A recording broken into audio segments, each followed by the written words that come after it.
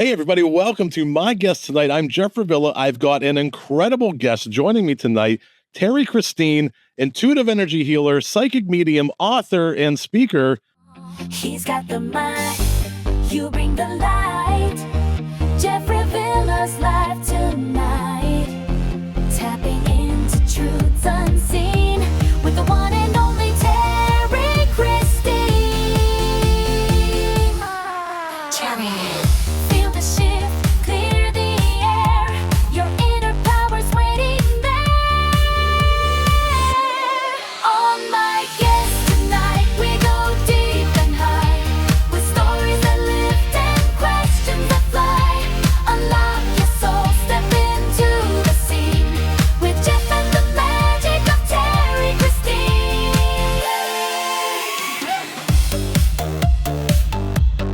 Terrie Christine.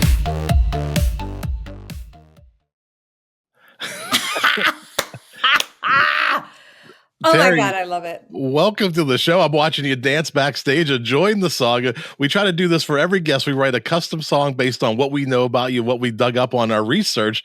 And, I think that one really delivered because I could tell by the way you were dancing, you were enjoying that song. I absolutely love it. It was like I was listening to everything. I'm like, yes, that's me. Awesome. Oh my Well, God. Thank you. I am so honored. Oh, well, I'm so glad you enjoyed the song. I'm so glad to have you here. I think this is going to be a lot of fun, a lot of great energy already at the beginning of the show. Yeah. Where are you calling in from? Where are you at right now? So I'm in the Metro DC area. So considering that I'm like on Chevy Chase in Chevy Chase, Bethesda, Rockville, and that Metro DC area. So yep, I'm right here.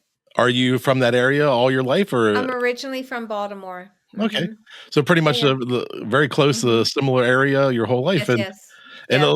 I was going through some of the research, and a lot of your story, your journey, starts right around 8 years old. It seems like something Yeah. happened about that time in Baltimore. You want to tell us a little bit about the backstory there?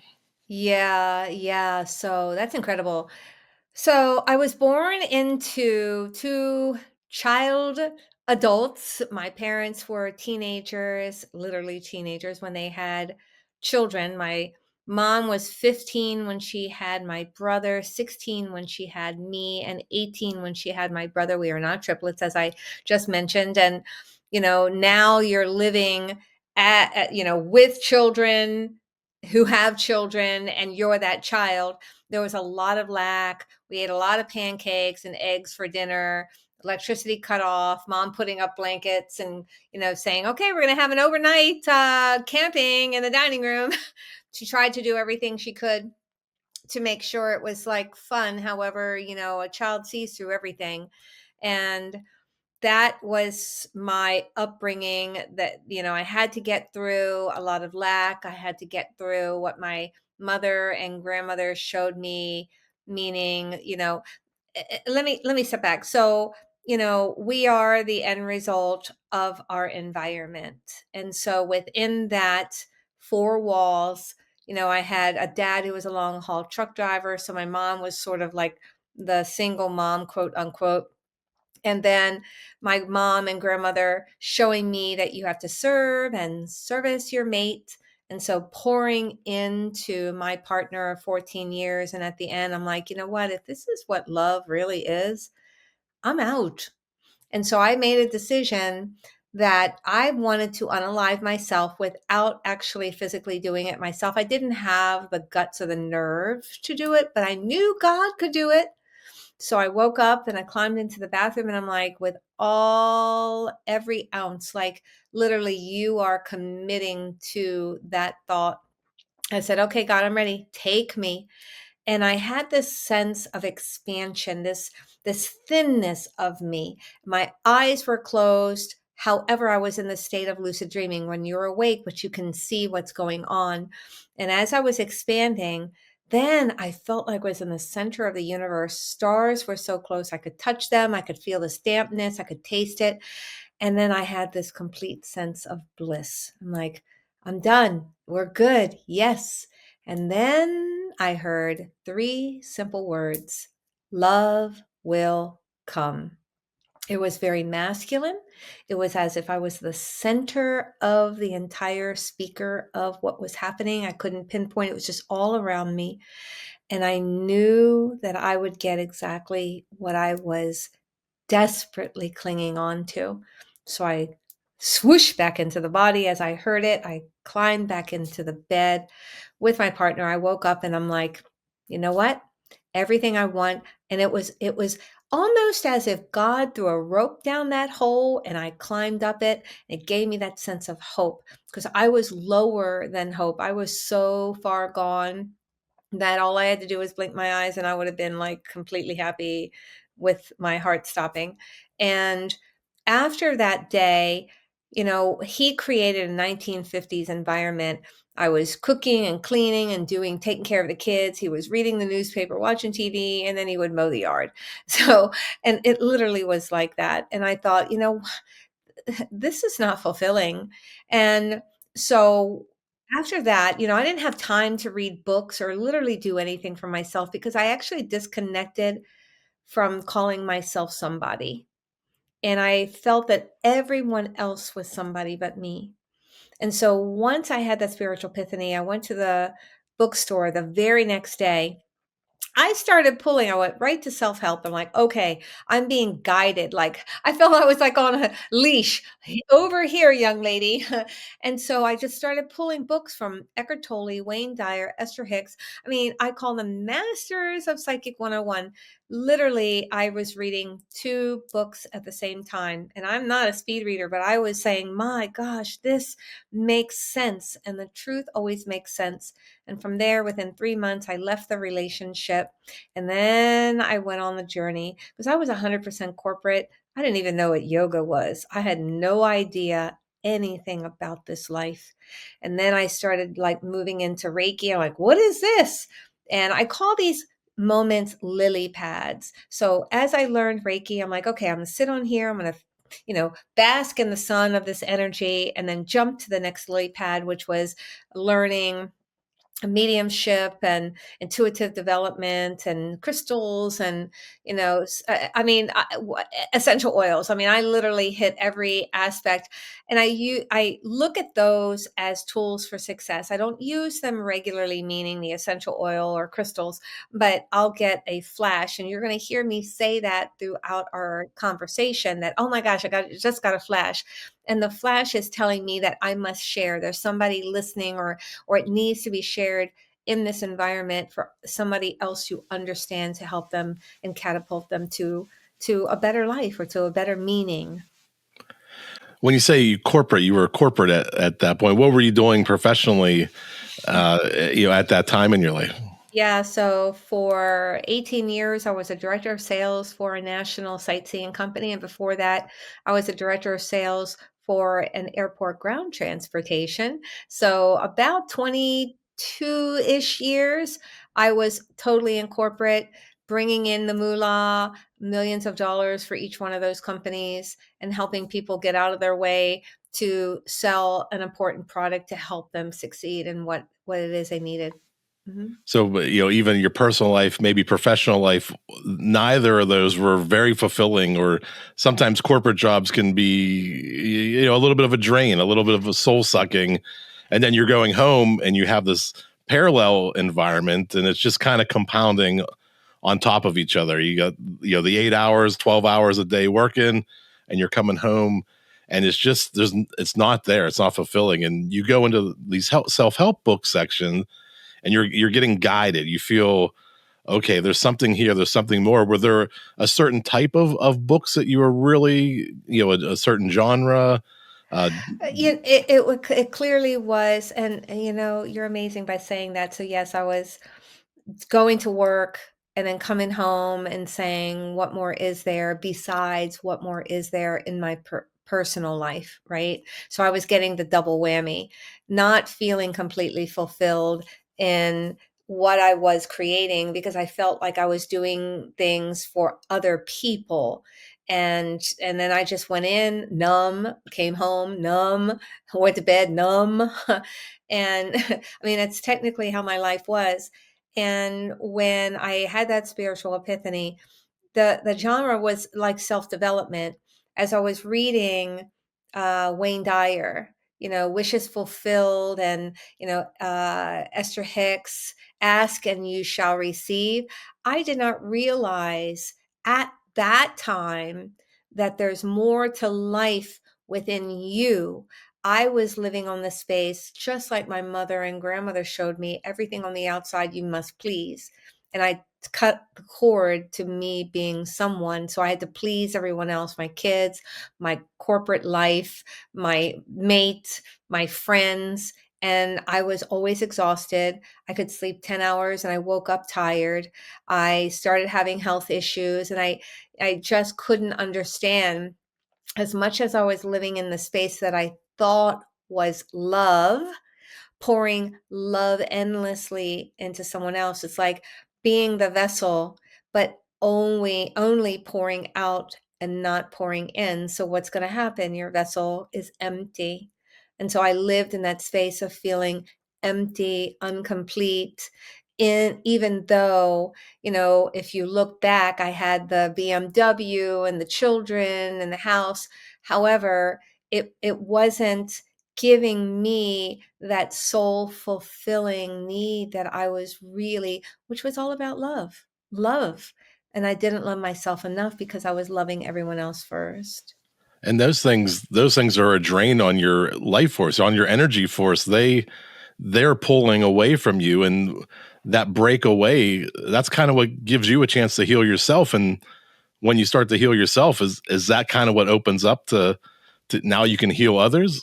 Yes, absolutely. So, you'll find that when you talk to people that are in the space of, you know, I call myself a master manifester. I've been around for almost 20 years doing the work that I do. So, I was able to manifest being on a couple of reality shows and local stations, and, literally just about helping people see things differently, respond differently, shifting out some of the stuff that their childhood was put upon them, right? Just in the four walls of patterns that they took on, even though their soul wasn't calling for it. The child is in that environment and they're just going to take on patterns.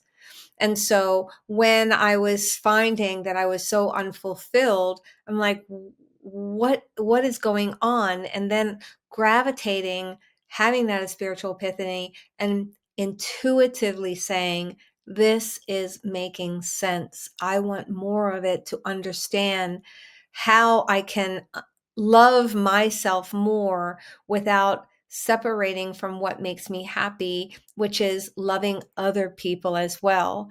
But because I just simply 100% loved everyone else, I disconnected from my own happiness. And you were mentioning those lily pads, these steps that, from place to place. Do you remember, like, what was the first time you kind of felt it tip from these things were taking my energy to now I'm healing, and I think there's something more here that I can offer more to the world? Do you remember that first lily pad Yes. step in that direction? Yes. So, I was disillusioned by corporate and making them all this money, and, having, limits to the amount that I could make. It was starting to become a little bit of a problem because, I had it in writing that they had to give me certain things, and then they were holding it back, and I'm like, oh, that doesn't work. I have it in writing. So I'm like, I'm going to step away from this for a minute. And I ended up going into aesthetics, meaning skincare, and thinking that, oh, I can do this and still feel fulfilled being in service and helping people. And I remember then I started into learning Reiki, and I would work on my clients as they were having their face steamed, and every single one would literally sit up and say, "I feel it. What are you doing?" And I'm like, "What?" But over time I realized that that was something that was there and I was utilizing it, but I felt this sense of more. Like there's more to this. And I felt like over time, I was self training. I was like on the job training of learning these things, but then not having a book to reflect on or a mentor that I said, there's more to this. This isn't making sense. And I started realizing that the truth makes sense. And that's when I would move further into it when it made sense to me. So when I was doing Reiki and people were jumping up, what is this? And over time, and it was a very short period of time, it was almost 6 months, I started saying to myself, you know what? If I breathe a certain way, I can harness this energy because I could visualize it and I could see it in my mind's eye. And I would move it where I wanted it to go versus Reiki, that you're just the practitioner and the energy goes wherever it's going to go. And I said, I can maneuver it. And so I would put it where I wanted to, where I felt like, oh, it needs to go to a shoulder, it needs to go to their head. And then every client would say, what are you doing? I'm feeling this. Oh my gosh. And then I started moving into, okay, I got what I'm doing, but I need more assistance. So I went into a 1-year course with intuitive development when my ultimate goal was to be a medium. And that's talking to dead people because I had an experience where my grandfather died. And that was right before I went on to the spiritual journey. It was just a couple of months. And my sister was talking crazy and didn't want to be around. And I'm like, this is not going to happen. And so I connected through a corporate networking with this woman who talked to things she couldn't see. And at the time, I was talking like that because I said, I don't know what that is, but I'm willing to do anything to save my sister. And that woman brought in my grandfather. She had a conversation on a 3-way call. She healed my sister within 30 minutes of that conversation. And when we hung up, I said to myself, I want to save lives like that. So it was a combination of, going through the spiritual epiphany, then the mediumship work and saying, I want to save lives, and then having to leave the relationship. So it was all this interwoven pieces of the puzzle coming together and then moving into, intuitive work, mediumship work, psychic work. I spent 5 years on a psychic website, and it's the strongest probability in somebody's energy field. That's all that is. Do you have one like an early client that was really that feeling that okay, I now understand a lot more of this, the studying, with the mastermind group, getting the proper training. Then you finally you go out on your own, or maybe there's one single client or something that just sparked it. Like, okay, I really understand this now. This thing that I can do, that I can talk to people, I can see things. Was Yes. there a big catalyst moment? There were many, just as I was explaining, the intuitive or, the mediumship work and then, the spiritual epiphany. But I got a couple of flashes while you were talking. And there was one client where she was actually a friend of mine, but also an aesthetic client that was still in aesthetics. And I remember putting my hands on her and her whole body did this roll, like she lifted from her neck and then her body lifted up and almost like this wave went over and she goes, what? And I'm like, what just happened? I mean, I was doing things like, what? That was crazy.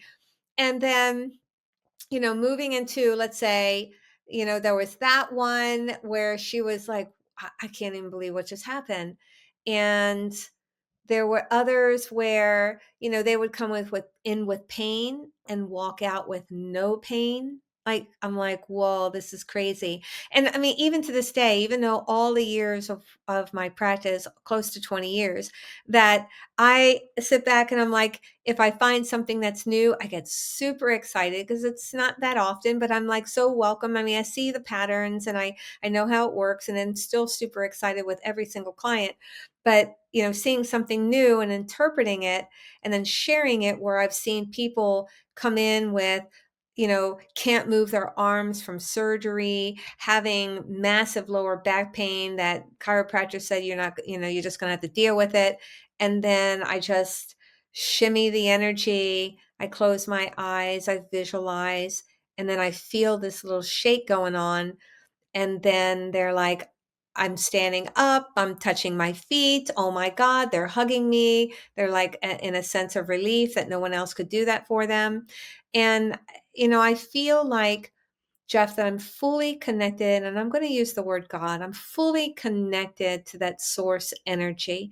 I live in truth. I live in transparency. My ultimate goal is to empower and lift so that you don't have to live in misery, struggle, frustration, all of the things that I was living in. You can have it once, but you work with me, you're not going to have it twice. And I'm going to help you shift all of the stuff your childhood put upon you, what you accepted that is not really true as your soul is calling for, and then to allow you and me together while we're working together to move into what you're saying your heart is calling for. May it be another kind of job, another partner, more money. I mean, there's thousands of things that people get stuck in that I help shift the energy within their subconscious space so that they feel that they are being supported and loved. Are those stories, those moments that you're sharing with us now, is that part of what led to the book? Or how do we get from here to, The Secret Power of You, right? A Yes, guide to my mastering your book. inner greatness. It sounds Yes. like Let me we're show. we're Yes, yes. approaching that part of Ooh, ooh, Woo. ooh. Those of you listening to the Yes. audio, the book is, linked up in the Yes. show notes.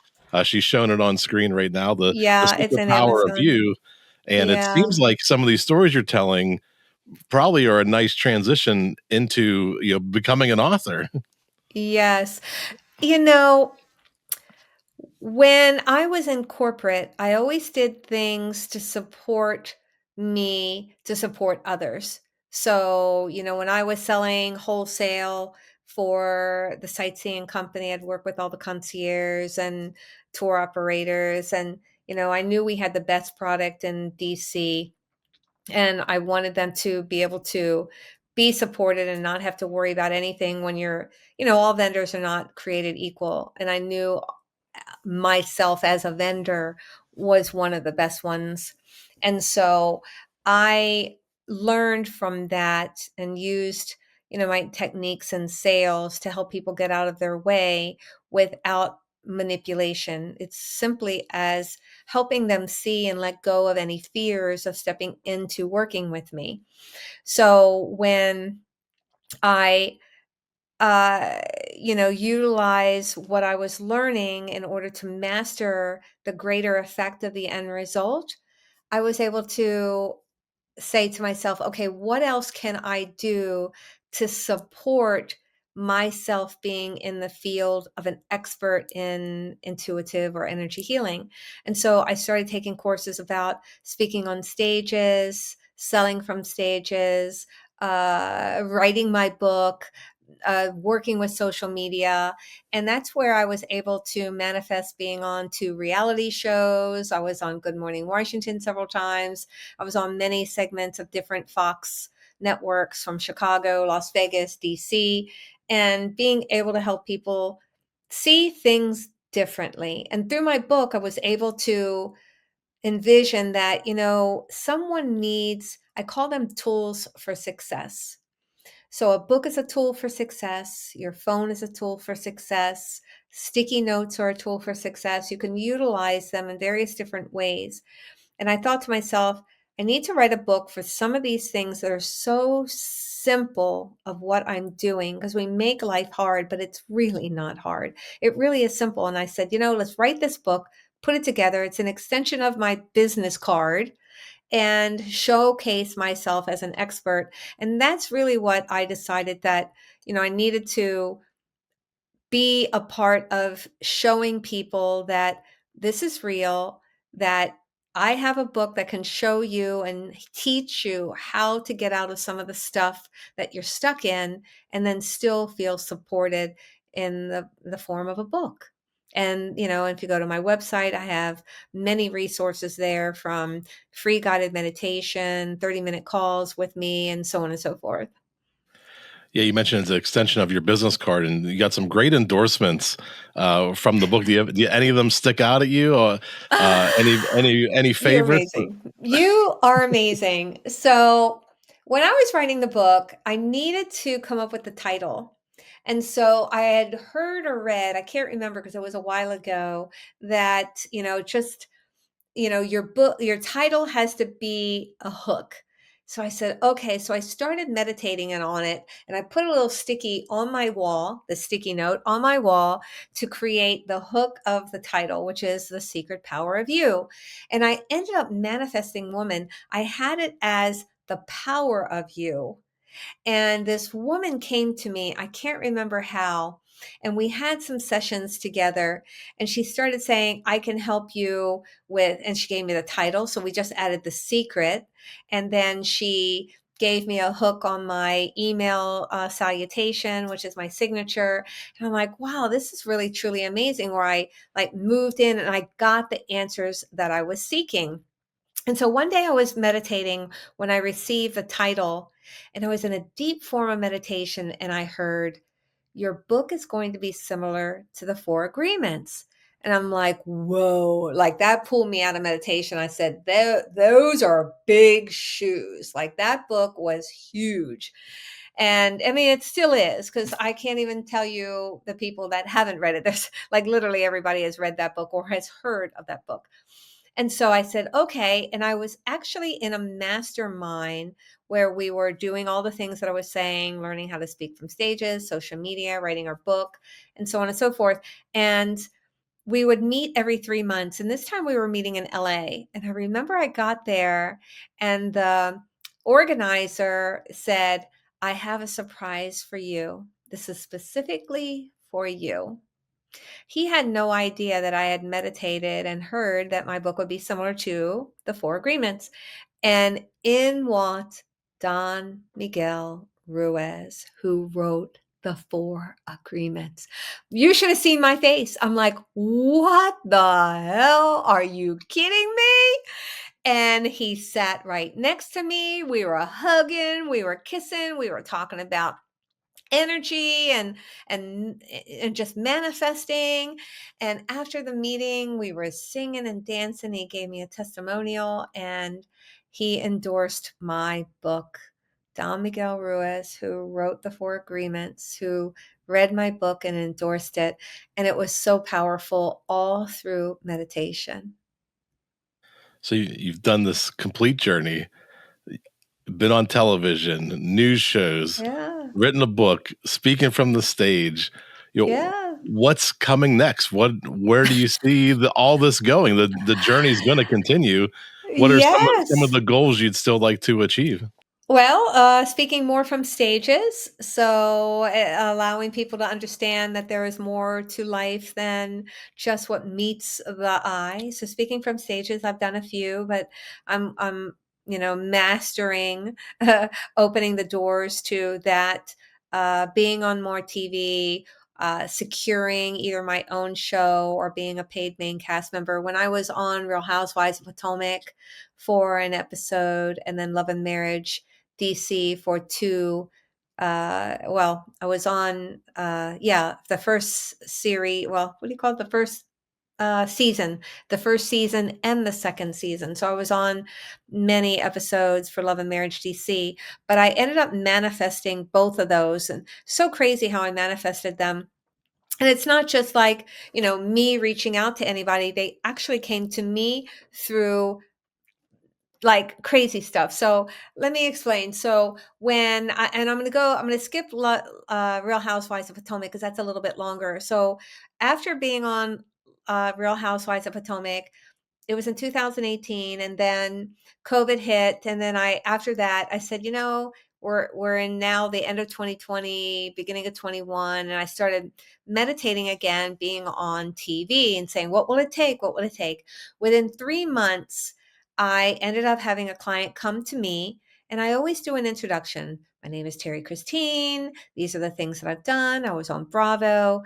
And she said, oh, I was on Bravo. I said, and I was on Real Housewives of Potomac. I was on Real Housewives of Potomac. Really? And it ended up being Monique Samuels, who was on Real Housewives of Potomac for, I think, 4 years.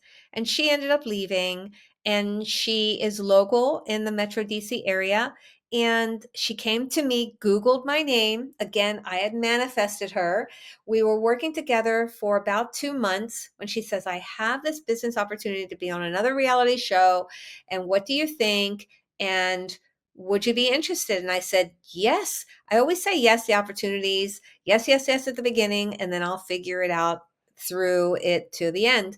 And so when she ended up taking the contract, she gave me to the producers. I met every single one of them. And I'm like, this is what I do. Let me show you so that they know what they're also going into, so that I'm not doing anything hidden and they don't have to worry about, something that's not going to work out. And when we ended up with the first episode, I walked in, nothing there in reality, there's nothing that's scripted. They just will tell you what they want you to talk about. But in this case, I walked in, I was working at a wellness center, and I said, okay, what do you want me to do? And they said, Terrie time. And so instantaneously, I had to figure out, because there were 4 couples in the room. I work with children, couples, and individuals. The majority of my clients are women. And so now I'm having 4 couples in a room, and usually it's just one couple. So I'm thinking, okay, God, you got to show me what I need to do because now it's different. Because when you work with couples, it's very intimate. And so then I ended up like instantly, as soon as the camera started rolling, I went right to one couple, went right to the husband, and I looked up and I saw the number 9, and I said 9. And I remember everything as if it was yesterday.